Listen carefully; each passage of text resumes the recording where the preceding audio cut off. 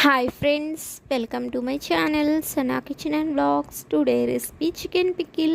మీరు ఇప్పుడు దాకా అయితే చికెన్ పికిల్ అయితే ట్రై చేయలేదా? అయితే నేను చూపిస్తున్న కొలతలతో అయితే మీరు ఒక్కసారి ట్రై చేయండి. ఇప్పటి నుంచి మీరు ఎవరినైతే చికెన్ పికిల్ చేయమని అడిగే అవసరమే ఉండదు. ఈ వీడియో చూసేసి మీరైతే హ్యాపీగా అయితే చేసేసుకోండి. నేను చూపిస్తున్న కొలతలతో అయితే మీరు ట్రై చేయండి ఒక్కసారి. సరే పదండి మన రెసిపీలోకి. ఫస్ట్గా అయితే నేను హాఫ్ కిలో అయితే బోన్లెస్ అండ్ స్కిన్లెస్ చికెన్ అయితే తీసేసుకున్నాను. తర్వాత అయితే పావు కిలో సుమారు అయితే నేను ఆయిల్ని అయితే తీసుకున్నాను. తర్వాత నేను బిర్యానీ స్పైసెస్ అన్నీ తీసేసుకున్నాను. కొంచెం మెంతులు, కొంచెం ఆవాలు, కొంచెం జీలకర్ర కూడా తీసేసుకోండి. ఫస్ట్గా అయితే మనం తీసేసుకున్న స్పైసెస్ అన్నిటిని అయితే ఒక బాండీలో చిన్న మంట మీద అయితే ఫస్ట్ వేపేసుకుందాం. ఈ స్పైసెస్ అన్నీ నేనైతే వేసేస్తున్నాను.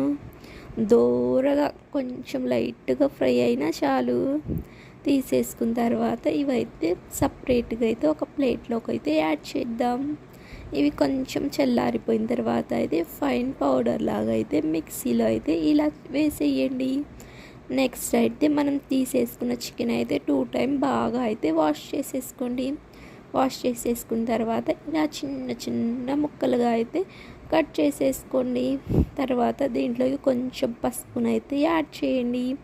తర్వాత కొంచెం ఉప్పున సాల్ట్ని అయితే యాడ్ చేసేయండి. ఇప్పుడు దీంట్లో నుంచి వాటర్ వస్తాయి కదా, మనమైతే మూత అయితే పెట్టేద్దాం. ఇలా ఒక్కసారి కలిపేసి అయితే మీరు మూత పెట్టేసేయండి. కొంచెం సేపటి తర్వాత అయితే మనం మూత తీసి చూస్తే అప్పుడప్పుడే కొంచెం కొంచెం వాటర్ అయితే దీంట్లోకి వస్తున్నాయి. ఇంకొంచెం సేపు అయితే ఒక రౌండ్ కదిపేసి అయితే మూత పెట్టేస్తాం. తర్వాత అయితే ఈ విధంగా డ్రై రోస్ట్ అయిపోయిన తర్వాత అయితే పక్కన పెట్టేసేయండి. తర్వాత ఇంకో కళాయి తీసుకోండి. పెద్ద కళాయి నేను తీసేసుకున్నాను. తర్వాత మనం పావు కిలో సుమారు ఆయిల్ తీసేసుకున్నాం కదా, దీంట్లోకి అయితే యాడ్ చేయండి. తర్వాత అయితే మనం చికెన్ డ్రై రోస్ట్ చేసుకున్న చికెన్ అయితే దీంట్లోకి యాడ్ చేసేయండి. తర్వాత ఒక్కసారి కలిపేసేయండి.